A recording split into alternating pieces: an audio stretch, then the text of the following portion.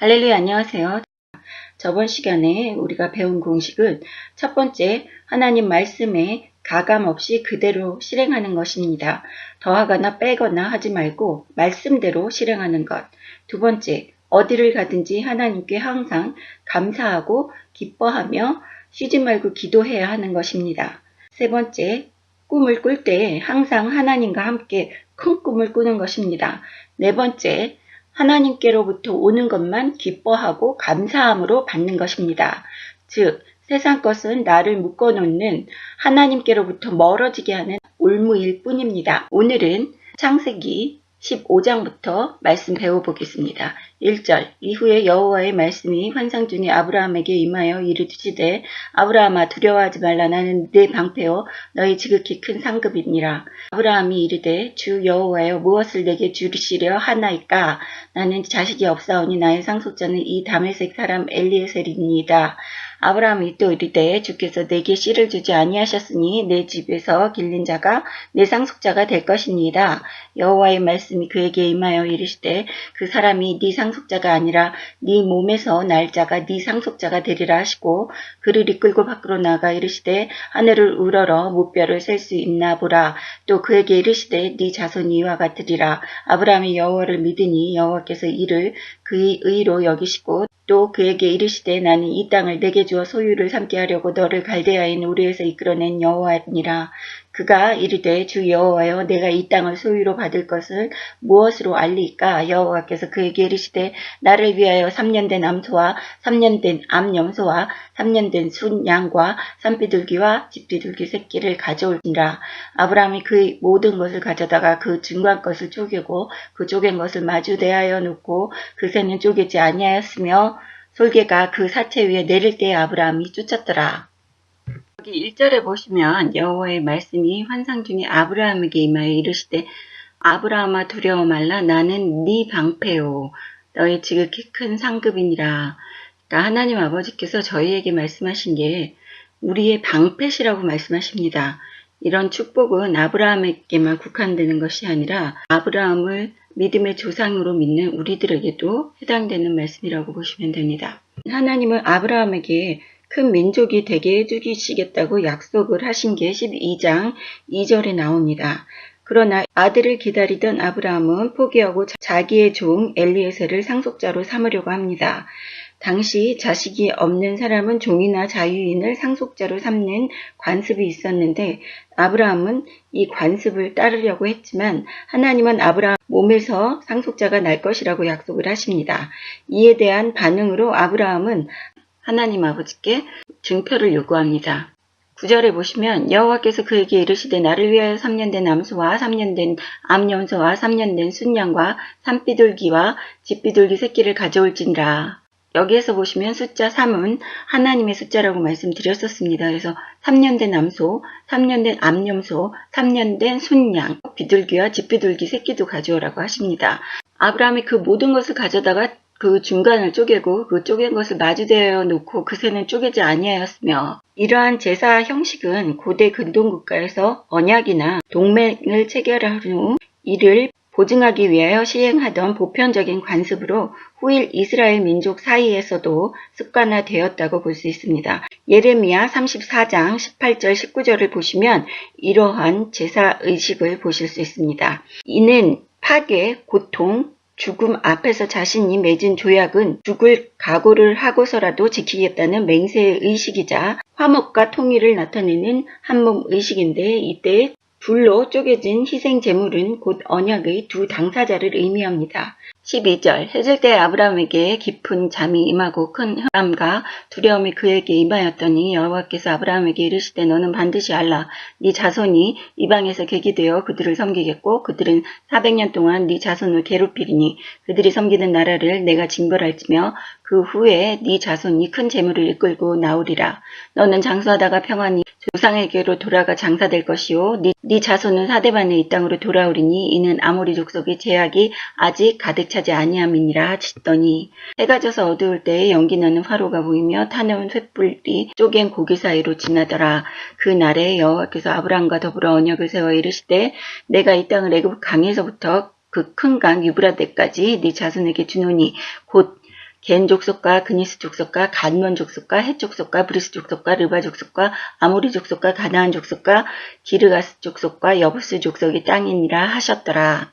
12절에 아브라함이 깊은 잠을 들었을 때 여호와께서 아브라함에게 꿈에서 말씀하시는 겁니다. 너의 자손이 이방에서 객이 되어 그들을 섬기겠고 400년 동안 내 자손을 괴롭히리니 이것은 애굽에 내려가서 400년 동안 종살이를 하는 것을 하나님께서 아브라함에게 미리 말씀해 주시는 겁니다. 14절 그들이 섬기는 나라를 내가 징벌할지며 그 후에 네 자손이 큰 재물을 이끌고 나오리라. 그들이 섬기는 나라를 징벌하신다는 것은 출애굽기에 보시면 10가지의 애굽에 내린 재앙에 대해서 말씀하시는 거고 이스라엘 백성이 400년 동안 노예 생활을 하던 노동의 대가를 제물로 받아서 같이 나온다고 하나님께서 말씀해 주시는 겁니다. 조상에게로 돌아가서 장사된다. 그러니까 이거는 축복이죠. 자기 고향으로 갈 수 있다는. 아모리 족속의 죄악이 아직 가득 차지 아니함이라 하시더니 하나님께서 미리 아모리 족속의 죄악이 극에 달할 것이라고 알고 계신 겁니다. 400년 뒤에는 아모리 족속의 죄악이 극에 달해서 징벌하실 거라고 말씀하시는 겁니다. 그때가 아직 오지 않았기 때문에 400년 동안 기다리신다고 말씀하시는 겁니다.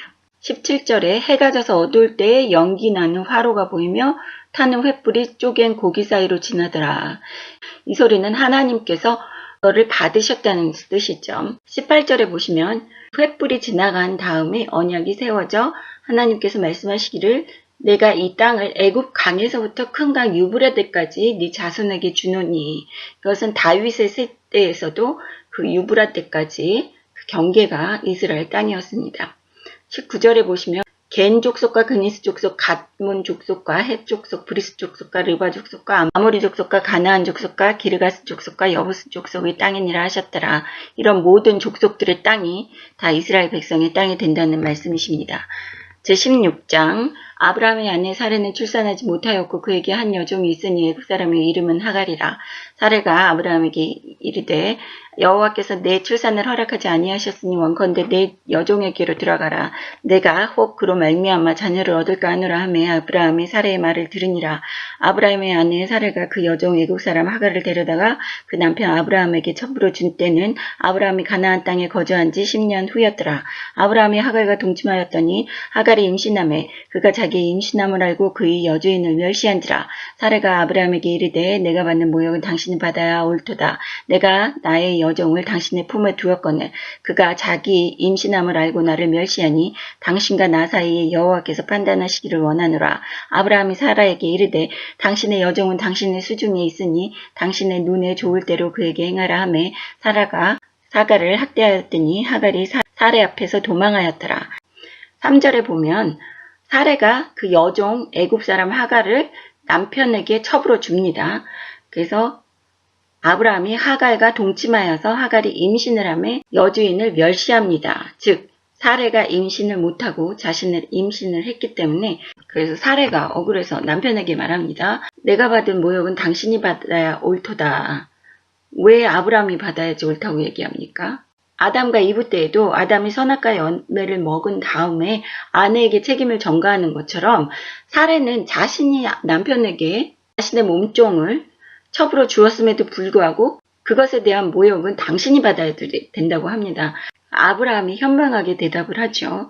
사라에게 이르되 당신의 여종은 당신의 수중에 있으니 당신 눈에 좋을 대로 하라. 당신 마음대로 해라. 사레는 남편에게도 그 남편의 씨를 임신한 자신의 몸종 하갈에 대해서 허락을 받은 겁니다. 그래서 하갈을 마음대로 학대를 한 거죠. 그래서 하갈이 사레 앞에서 도망을 칩니다.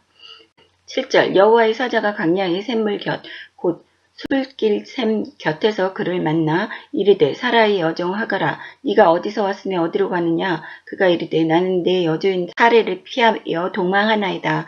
여호와의 사자가 그에게 이르되 네 여주인에게로 돌아가서 그 수하에 복종하라. 여호와의 사자가 또 그에게 이르되 내가 네 씨를 크게 번성하여 그 수가 많아 셀 수 없게 하리라. 여호와의 사자가 또 그에게 이르되 네가 임신하였은즉 아들을 낳으리니 그 이름을 이스마엘이라 하라. 이는 여호와께서 네 고통을 들으셨음이니라. 도망간 하갈 앞에 여호와의 사자가 나타납니다. 사레에게 돌아가라고 얘기합니다. 그래서 여주인의 말에 복종을 해라. 또한 아브라함의 후손은 크게 번성하여 그 수가 많아 셀 수도 없게 하시리라고 얘기하십니다. 아들을 낳으리니 이름을 이스마엘이라고 지으라고 또 말을 합니다. 애굽 태생의 몸종임에도 불구하고 하나님께서는 고통을 들으셨다고 합니다. 이것은 인간이 하나님 앞에서 죄를 지었음에도 불구하고 하나님께서 약속하신 일은 꼭 이루어 주시는 것을 볼 수 있습니다. 현재 아랍인들을 자신들이 이스마엘의 자손이라고 말하면서 팔레스타인이 자신들의 땅이라고 주장을 합니다. 사레와 아브라함이 인내하지 못하고 하갈의 몸에서 이스마엘이 태어난 그 죄의 대가가 몇천 년이 흐른 지금에도 존재하고 있다는 것을 볼 때에 죄의 대가는 고통이 따른다는 것을 아시기 바랍니다.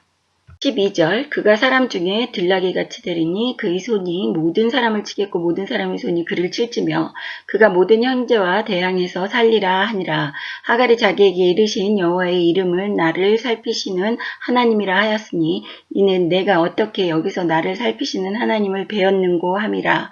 이러므로 그 샘을 부엘라헤로이라 불렀으며 그것은 가데스와 베레 사이에 있더라. 12절에 보시면 이스마엘의 손이 모든 사람을 치겠고 모든 사람의 손이 그를 칠지며 그가 모든 형제와 대항해서 살리라 하니라. 지금 현재 아랍 쪽에 있는 사람들과 이스라엘과 서방 세계들과 대항하면서 몇천 년 동안의 관계를 볼 수 있습니다. 15절 하갈이 아브라함의 아들을 낳음에 아브라함이 하갈이 낳은 그 아들을 이름하여 이스마엘이라 하였더라. 하갈이 아브라함에게 이스마엘을 낳았을 때 아브라함이 86세였더라. 여기에 보시면 75세 때 아브라함이 고향을 떠났죠. 그리고 86세 때 인내하지 못하여서 이스마엘을 낳았고 또 100세 때 이삭이 태어난다는 것을 보시면 아직도 14년을 기다려야지 됩니다. 즉 하나님이 말씀하시는 것은 꼭 이루어 주시지만 그것은 하나님의 때에 이루어 주신다는 것을 볼 수 있습니다. 우리의 성급한 마음으로 하나님의 때를 기다리지 못하는 그런 불상사가 생기지 말아야지 되겠습니다. 네, 다음 시간에는 창세기 17장 공부하겠습니다. 감사합니다. 할렐루야.